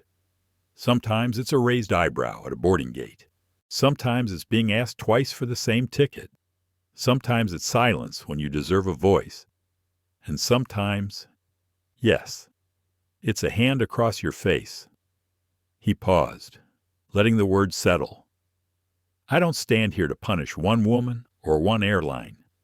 I stand here to ask this country to decide if dignity is optional. Because if it is, then none of us are safe. But if it is not, if we commit to protecting it, then every person who steps onto a plane, a bus, or a train can know they belong." The room was silent except for the scratch of pens. Even the lawmakers who had come prepared with skepticism leaned forward. His tone was not angry, not theatrical. It was measured, unwavering. The same silence that had disarmed Clare now filling the halls of Congress. Afterward, reporters swarmed him in the corridor. "Mr. Hill, do you forgive Clare Monroe?" one shouted. Marcus stopped briefly.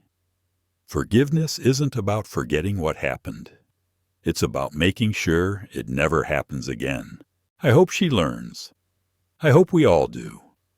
The clip aired that night across networks, sparking another wave of debate. Some praised his grace. Others accused him of being too gentle. But Marcus knew his path. Change required more than outrage. It required endurance. Back in New York, Claire watched the hearing on television from her small apartment. She sat on the edge of her couch, hugging her knees, listening as Marcus spoke. Each word was a reminder of the damage she had done, not only to him, but to the countless others who saw themselves in his story. Tears slid down her cheeks. She whispered to the empty room, "I'm sorry." At Maya's school, her teacher played a clip of Marcus's testimony for the class. The children sat wide-eyed, listening to his steady voice. When it ended, Maya whispered to her friend, "That's him. That's the man I told you about." Her friend nodded, awestruck. For them, Marcus was not just a lawyer or a CEO. He was proof that calm could change the world. In the weeks that followed, the bill gained momentum. Airlines scrambled to review their own policies, eager to avoid being the next headline. Editorials called Marcus the reluctant reformer, a man who never sought the spotlight but could not avoid it. Community groups launched workshops in his name, teaching children about dignity and respect. Yet Marcus remained wary. One evening, as he walked along the Hudson River with Elena, he said, "What if this all fades? What if the cameras move on and the silence returns?" Elena slipped her arm through his.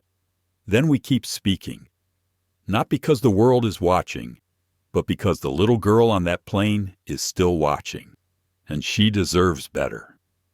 Marcus smiled faintly, the image of Maya's eyes flashing in his mind. "Then we keep speaking," he echoed. The nation's attention might shift, but his resolve would not. The slap had started a conversation, but conversation was only the beginning.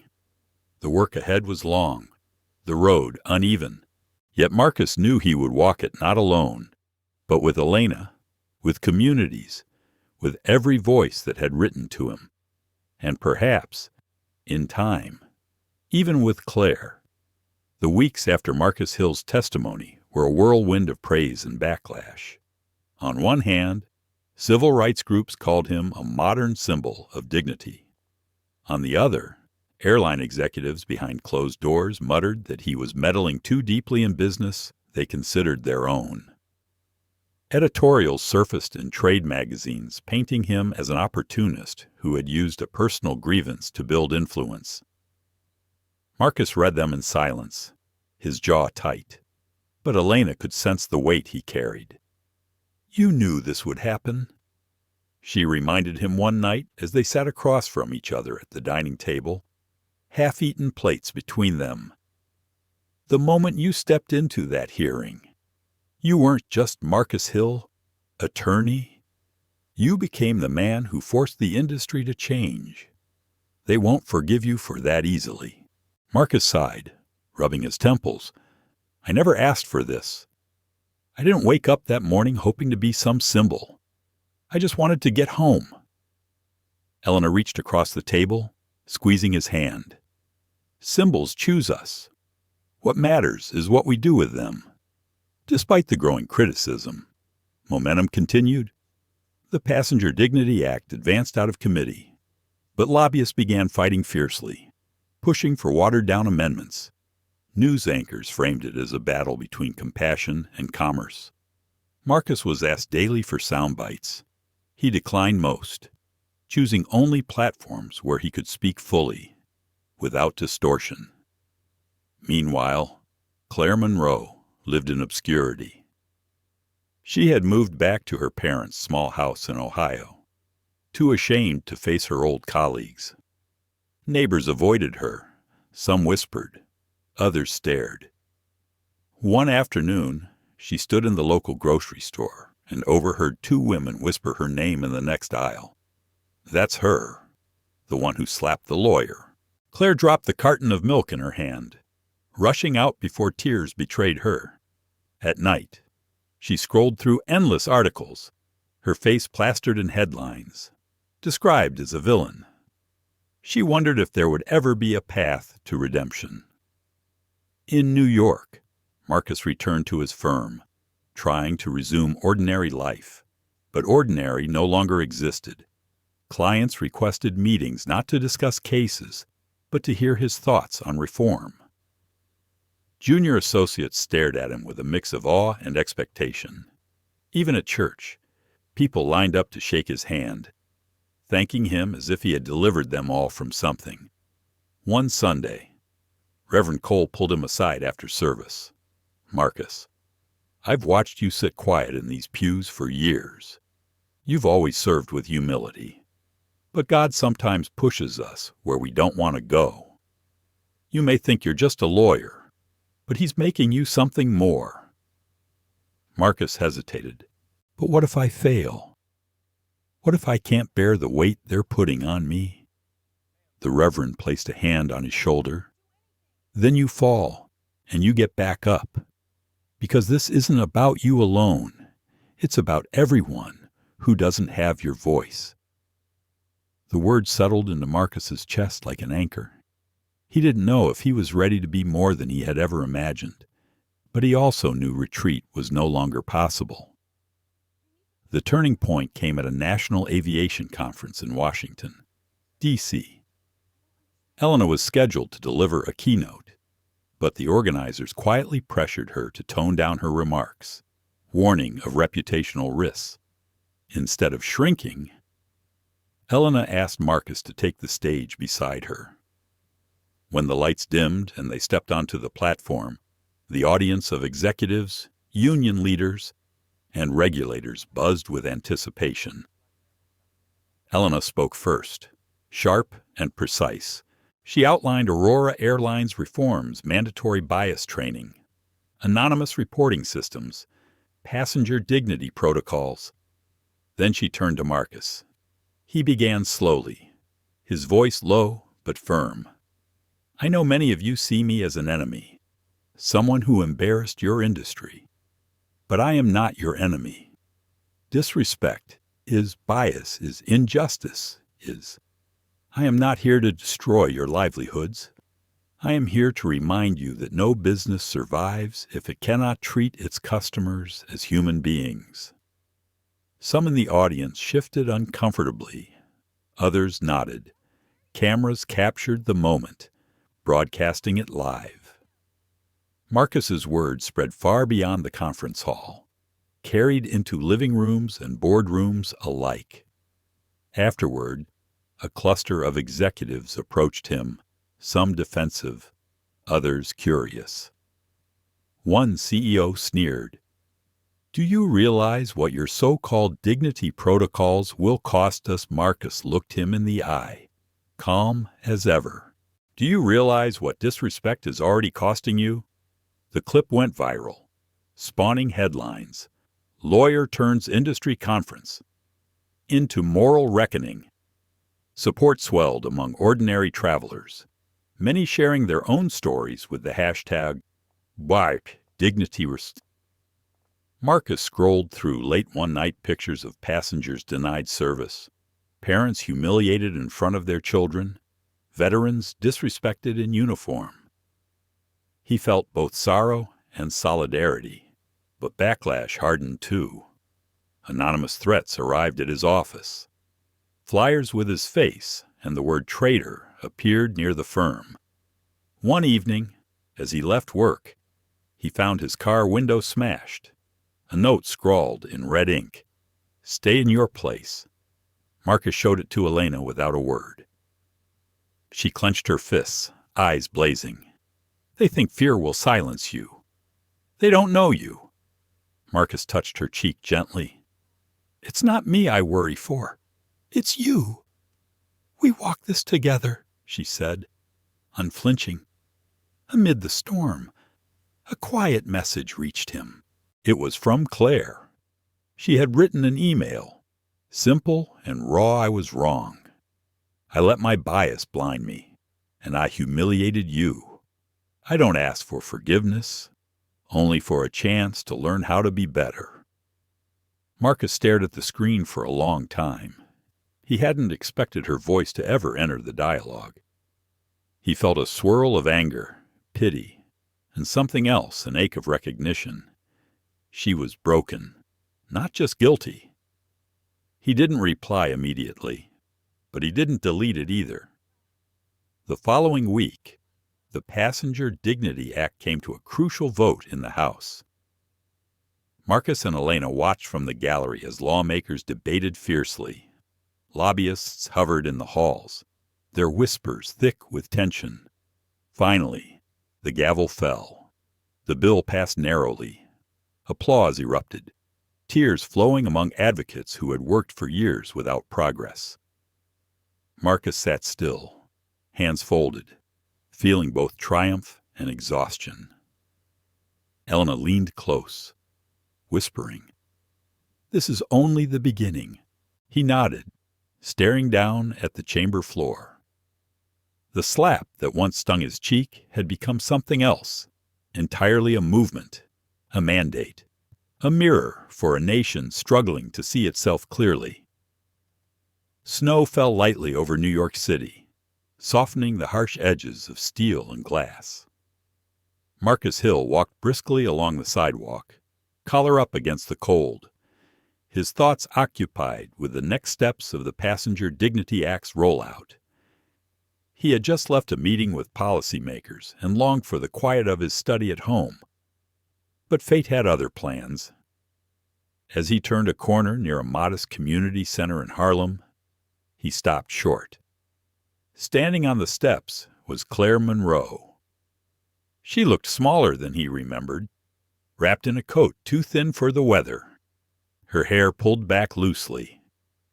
She held a stack of papers, her eyes fixed on the ground as though the snow itself was more bearable than facing the world. Marcus froze. He hadn't expected to see her anywhere, much less here. She lifted her gaze slowly, and when her eyes met his, the shock was mutual. For a moment, neither moved, the street sounds fading around them.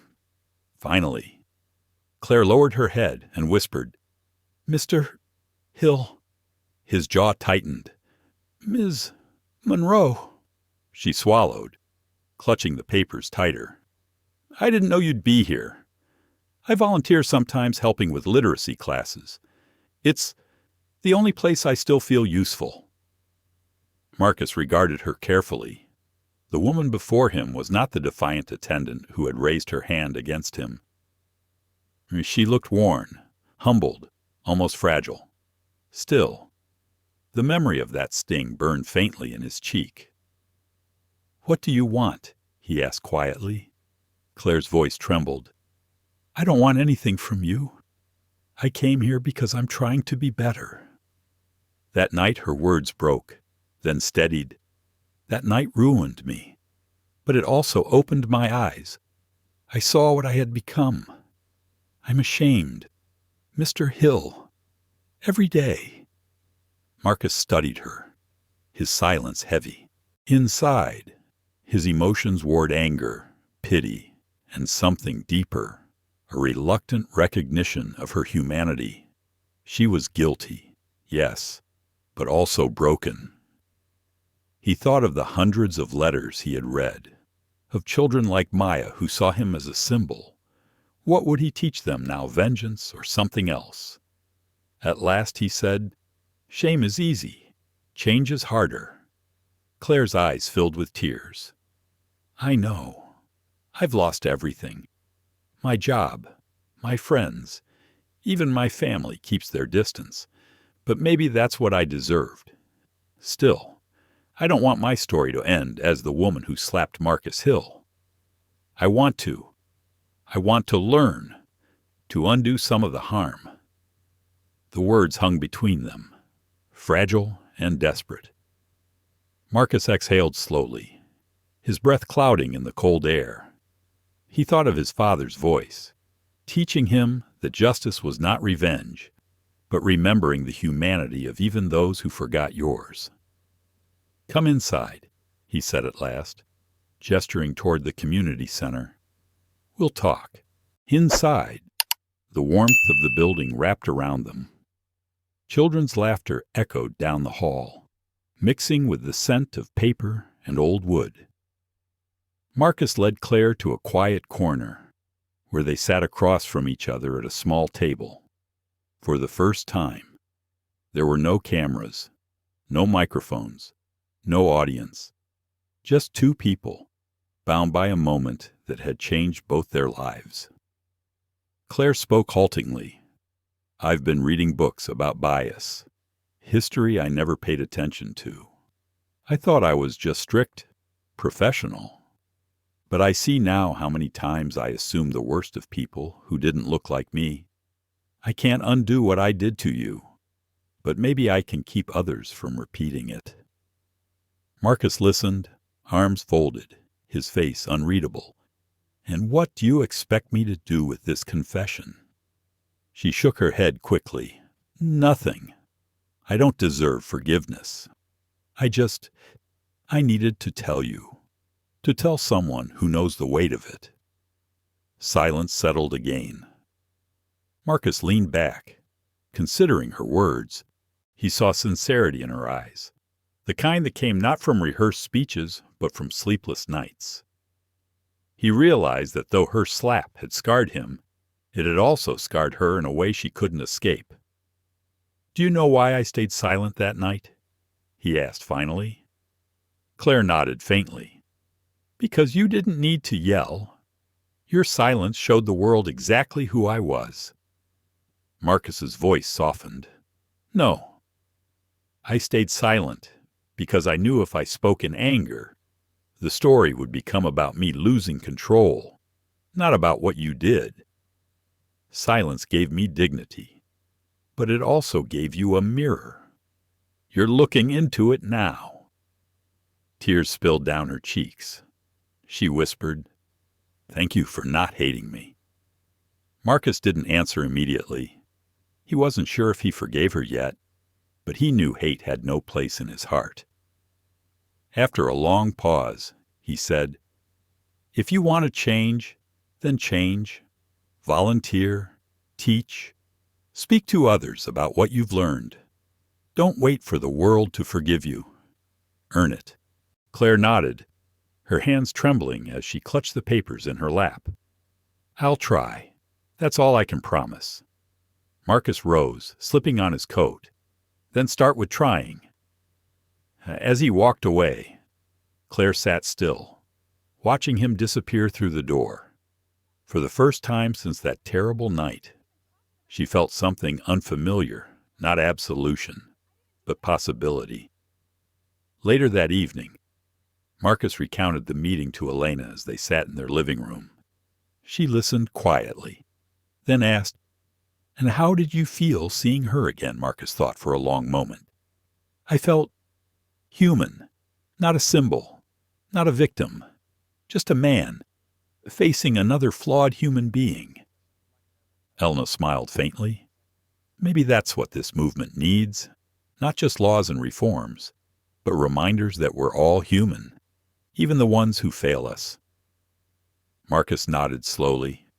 He wasn't sure where Clare's path would lead, but he knew his own forward, carrying both the wounds and the lessons. The slap that once defined a moment was now reshaping lives in ways he hadn't imagined. Spring arrived in New York with a gentleness the city rarely allowed itself. Dogwood trees bloomed along the avenues, and the Hudson shimmered beneath soft skies. Marcus Hill stood on the steps of a community center in Harlem, the same one where he had once faced Clare Monroe unexpectedly. Today, however, he was not walking in by chance. He had been invited to speak at a youth event, part of Aurora Airline's new partnership with local organizations. Children spilled across the lawn, their laughter rising like music. Inside, the hall buzzed with families, teachers, and community leaders.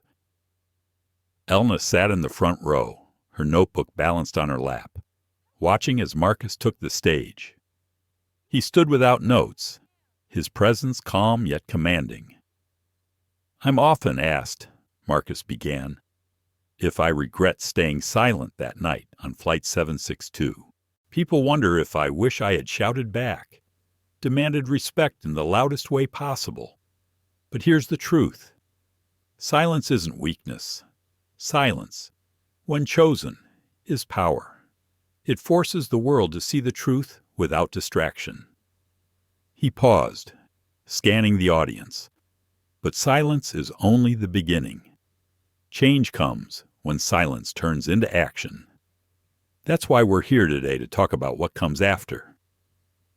Applause filled the room, warm and steady. Among the faces in the crowd was Maya, sitting proudly with her classmates. Her small hand clutched a piece of paper where she had scribbled notes for the questions she wanted to ask. When the Q&A began, she raised her hand eagerly. "Mr. Hill," she said in a clear voice, "how do we make sure people don't forget what happened?" Marcus smiled at her. "We don't wait for people to remember. We remind them through how we treat each other, through the choices we make every day. We carry the lesson forward so it becomes part of who we are, not just a story we once heard." Maya nodded, her eyes shining. In that moment, Marcus felt a surge of quiet hope. The future was not only in laws and policies, but in children like her who would grow up believing dignity was non-negotiable. After the event, Elena joined him on stage. She leaned in, whispering, "You've become more than a lawyer. Marcus, you're becoming a teacher." He chuckled softly. "I never applied for the job." "No one does," she said, smiling. "But the best teachers are the ones life chooses." In the weeks that followed, reforms spread across the airline industry. Competitors reluctantly adopted Aurora's dignity protocols. The Passenger Dignity Act, though contested, became law. It was not perfect, but it was progress. Marcus traveled less for court cases and more for community dialogues, bridging the gap between policy and people. Meanwhile, Clare Monroe continued her quiet work at the community center. She taught literacy classes, mentored young women, and listened more than she spoke. She did not seek headlines or sympathy. She sought purpose. Occasionally, she caught whispers, people recognizing her name, remembering her fall.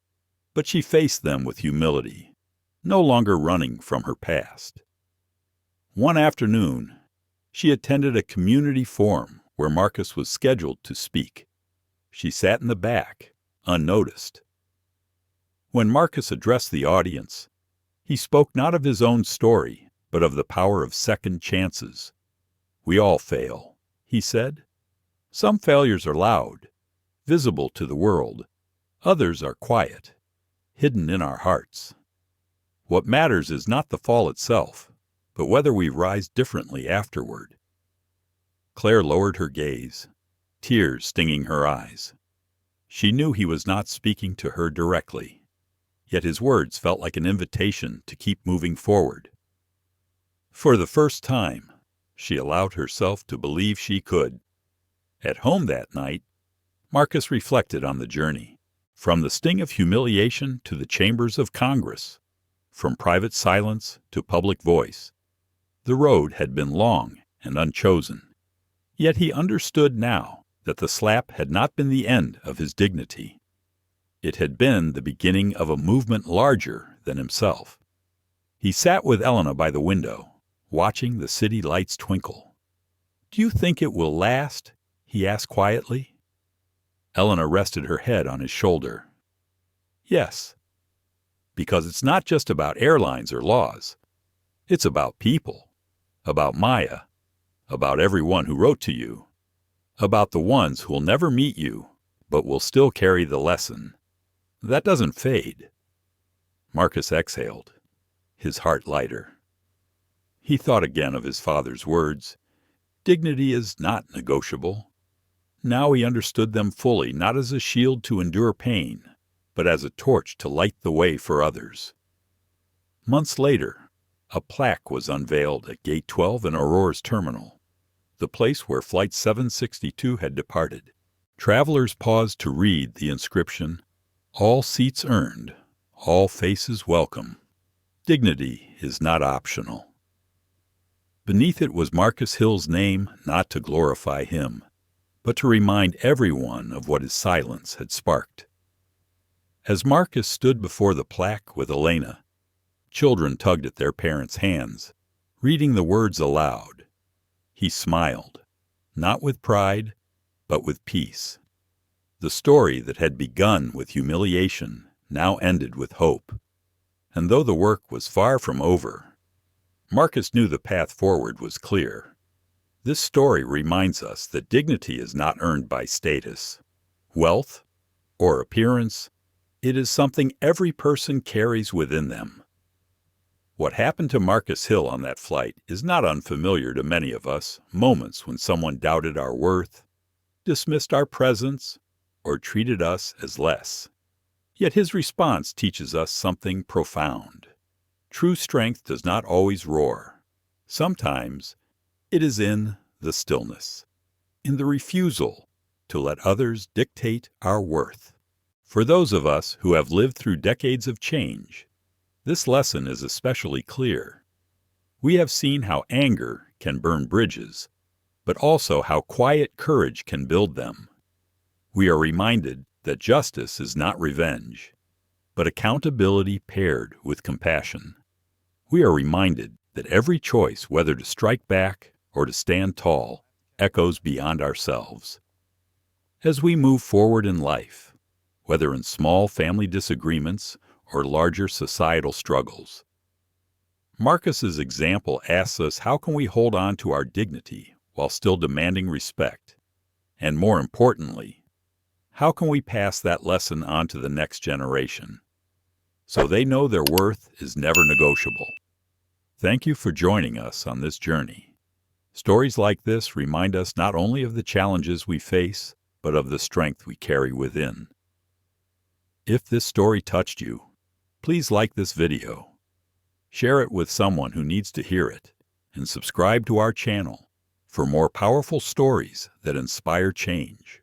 Your support keeps these voices alive, and together, we can keep the conversation moving forward.